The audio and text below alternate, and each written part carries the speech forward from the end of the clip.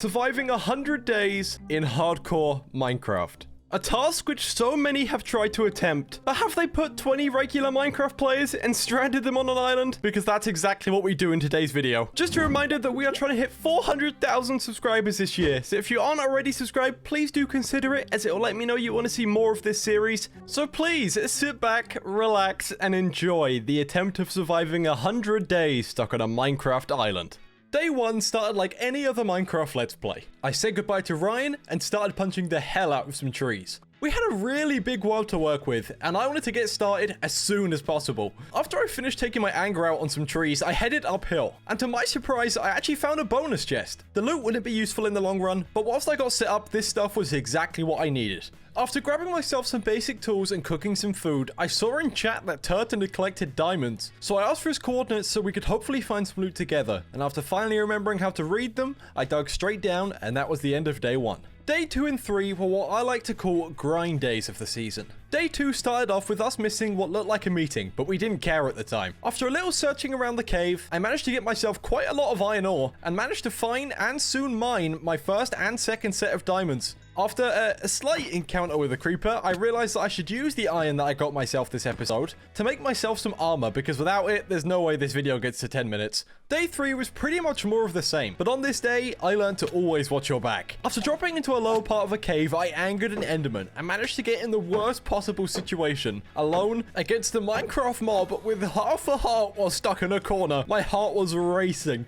After that near-death experience, I decided it was probably a good idea to head up to the surface. Not only that, but the day was almost over, and I really wanted to get something made before day 5. So after mining one more diamond, I thought it was time to head up. And that took us to the end of day 3. Day 4 started with me finally being back in the mix with my friends. I instantly ran to the center of the island to see what was going on, and in my absence, was informed that the not important meeting was actually for people to claim land. And with that, I found my first to-be neighbor, Jacio. I instantly wanted to be his friend, because I wasn't sure I'd have many in the upcoming episodes. So we spoke for a little while, and then after, I went to go find the others. I ran for what felt like hours, finding other people's bases and trying to find routes of my own. But upon finding Ryan and Emil's land, was told that Emil needed saving, so myself and Ryan became a power couple to get rid of this enderman. After that was dealt with, a guy mined underneath Ryan's land, which Ryan wasn't really too happy about. Ironically, this almost resulted in the first death of the island. I swear this was so funny to watch. After that situation, I was determined to get as far from that side of the island as possible. So I ran to the other side of the island and found myself a nice little spot that eventually would be called home. So I did what any Minecraft player does. I grabbed whatever wood I had and started to create something wonderful. But I realized I needed to hide all of my valuables. So at the very end of the day, I created a secret chest and I hid what I had underground. I trusted nobody on the server at this point. Day 5, 6, and 7 were slow ones. I started day 5 by removing my previous build. I really wasn't feeling like it could become something great. I spent the next few days working on this beauty of a house. I call her Charlotte, and she is mine. This is really the peak of my building ability, so I was proud of what I'd done. Day 8 was definitely the saddest so far. I started today by venturing around what was actually becoming a very nicely built island. But soon after, disaster struck right in front of my eyes. I had witnessed the first casualty of the server, with the player dying to a creeper. So I did what any respectable Minecraft player would do. I looted his house and then ran for my life back to safety. Day 8 ended with me stealing more stuff from other players. I'm really not a nice person. I started off day 9 by expanding my house. I decided to make a fishing dock that would connect my house to the ocean just outside, something that I could use for food later on. All seemed quiet today while I was mining obsidian for my enchant table, until unfortunately Emil decided he wanted to go swimming in lava, which actually took us down another player. Days 10, 11, and 12 were where everything started to go downhill for myself. We started day 10 by having a funeral for our fallen members of the island, and also making some pretty good puns on their signs in the process. Day 11 is where things started to get really bad for me. I looked outside my house to see what was probably the ugliest house ever built in Minecraft, and it was owned by Jack. So instead of asking him to move it, I did what I do best and I burnt it to the ground. Unfortunately, Ryan noticed, and after some incredible acting to try save myself, I was left out of a meeting that was probably going to get me kicked off the island at some point. Day 12 came around. And I finally got karma for the accidental fire that I set off. Ryan and the rest of the island came to me in Fatal and said if I didn't give Jack the fishing rod that I had in my enchant table, we were pretty much dead. After some arguing between us, I finally handed it over. I had no tricks left. They had me cornered, and I started to feel really bad about the whole accidental fire. Day 13 and 14 were easy enough. Myself and Fatal spent day 13 getting the enchant table back that we'd had stolen from us. We had the diamonds, we had the books, we just needed to be able to find more obsidian. Before that though, we needed a farm, so that's exactly what I started work on. Day 14 honestly flew by. We had our obsidian, and we also had a nice little secret room that we could put our enchant table in, which later on would hopefully look amazing. I spent day 14 finishing the outline for the farm. It really wasn't much for now, but it was home. I felt a little mischievous on day 15. I went into Jack's new mountainside house with JD Kelly and was really debating stealing his enchant table back. I mean, sure, we had our own, but I really wanted revenge for burning down a house that no one was using or lived in. But I decided against it. I probably wasn't a good idea and spent my day focusing on bookshelves for our enchant table. Day 16 and 17 were quite grindy. I spent the entire 2 days really just working on making this house a home. I also really wanted a chicken farm, not just for the XP, but hopefully for the mass amount of food it will get me later. Really, not much else happened, but I felt like you'd miss part of the story if I didn't include these days. I spent the whole of day 18 just trying to get full diamond armor. If I wanted to be able to survive this series, this was definitely a key thing that I needed. I actually got very lucky and mined a vein of 20 diamonds. My luck definitely seems to be turning. Now that I had diamond armor, day 19 was all about enchanting. I spent most of the day in my brand new enchant room making sure all of my gear was fully enchanted. I needed anything just to give me that higher percentage of survival. Day 20 and also 21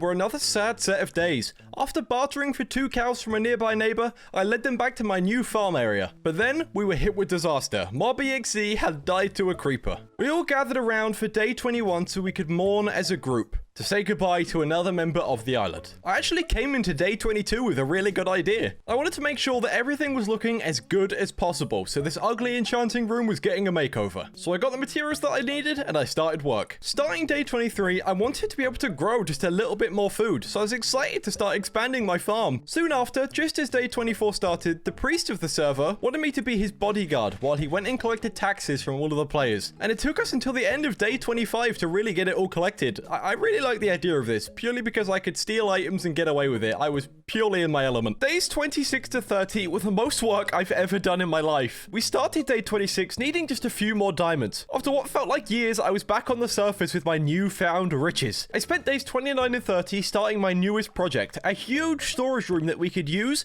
and eventually would be my new farm area too. But just when we got started, our priest drowned. I'm not really sure what went on there. However, this new build has a lot of potential. I was really excited to see where this went. Day 31 was simple. It was the priest's funeral. May you rest in peace, buddy. We had fun. And with that, the days continued on. More work took place from day 32 to day 34. Our new storage room was really eating up a lot of my time. But ironically, this wasn't even the biggest project on this series yet. It got so much worse later on. Day 34 was ruined when another member of the group fell to their death. It's Phoebes. So we did what any good YouTuber does. I ran to the house, took everything they owned, and ran to safety. Day 35 was actually quite interesting. On day 35, we had our first sacrifice. One of Phoebes' friends sent himself to the graveyard like a Yu-Gi-Oh card to bring back his lost friend. She'll be back on day 40, so hold out for that one. You know when I said that hard work would happen soon? This is that time. Days 36 to 43, also known as the worst days of my life so far. I spent these days trying to expand on the already made storage bunker that I'd made previously. So I started to dig out and excavate a room big enough to fit all the Minecraft animals in that I actually wanted to keep. It was going brilliantly until day 39, where a design change led to the Great Chicken Escape. This stressed me out beyond belief, but after I got rid of the excess chickens, it was straight back to work until day 42. Days 43 to 49 were grind-filled, but day 43 was actually quite uneventful. The only thing that really happened is we got attacked by a very angry Minecraft pillager, so we boated him up and kept him for a later date. We weren't sure what to do just yet, but I'm sure we'll figure it out. I spent the rest of my time up until day 50 fishing. I wanted to see if I could grab myself some enchant books, hopefully something that would help me get better armor a lot quicker than doing it the natural way. Before we knew it, it was day 50.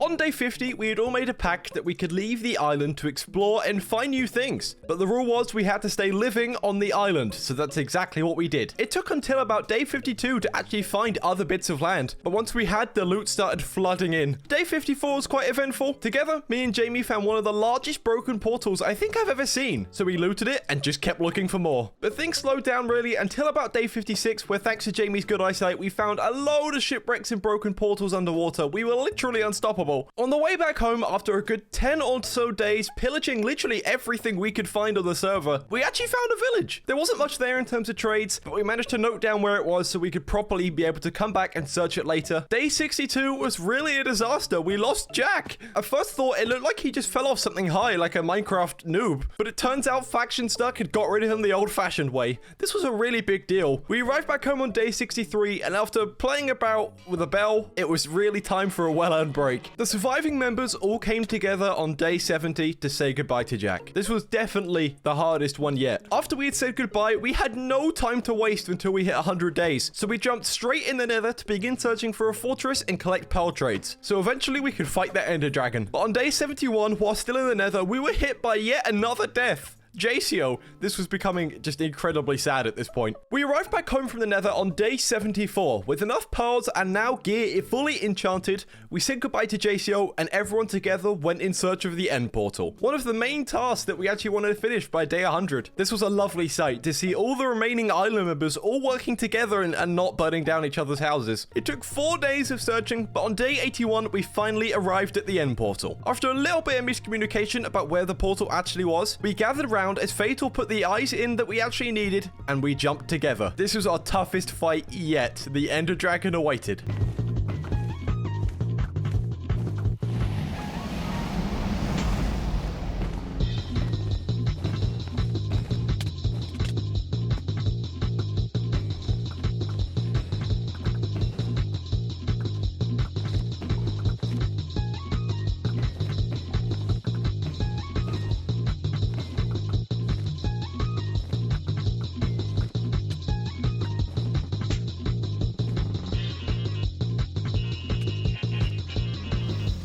He was finally down, and we lost nobody in the process. I've never seen everybody so happy. Relishing in our newfound victory, Jamie, Fatal, Mikey, and myself went in search of an end city to hopefully be able to collect ourselves another 2 trophies. The Elytra, and also the Dragon Head. After just under 2 days of searching, we had finally arrived. We'd actually managed to find ourselves an end city. However, we did soon find out that this one didn't have an Elytra, but luckily our friend Fatal did manage to find one, and it's something that we really needed. After what is probably the most stressed I think I have ever been in the entirety of this series, actually trying to loot the thing, we finally managed to grab some shulker boxes, as well as some pretty good loot up the top. However, through this entire thing, I was terrified that I was going to get hit, levitate, and just float to my death. I was terrified. But once we had everything collected and everything rounded up that we need, we gathered our thoughts and we started to head home, because there's no way I was spending another minute in this place. The end city had really taken its toll on us. We spent the rest of those days mining nearly a full shulker box of endstone, and also getting lost more times than I'd really like to admit. You could probably tell by the fact it took us 2 days to find the thing and nearly 7 to find our way out. Apparently no one wanted to note down the coordinates that we came through, but it's fine, we moved. But after we did, it was time to head home. We found our way back to the teleporter, and after purling our way through, I jumped through the portal and I was back, going full circle to where this started and where it would eventually end. I really wanted to start day 91 building my trophy room, somewhere I could retire my armor and trophies in case we never return to this place again, and somewhere to display the victories and also the memories we'd accumulated over the time on the server. Looking back, this was definitely a sad moment. I just really hadn't realized it yet. The series was coming to an end, and I had loved every second of it.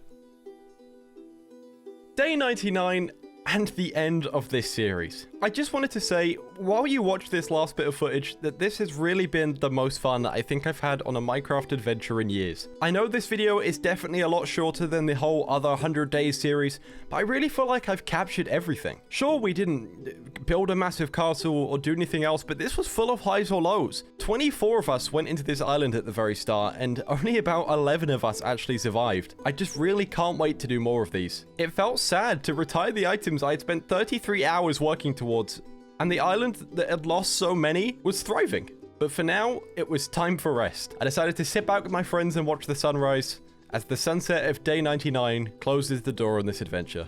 I really hope you guys have enjoyed. Please leave a like and subscribe if you're new, and I'll see you in the next one.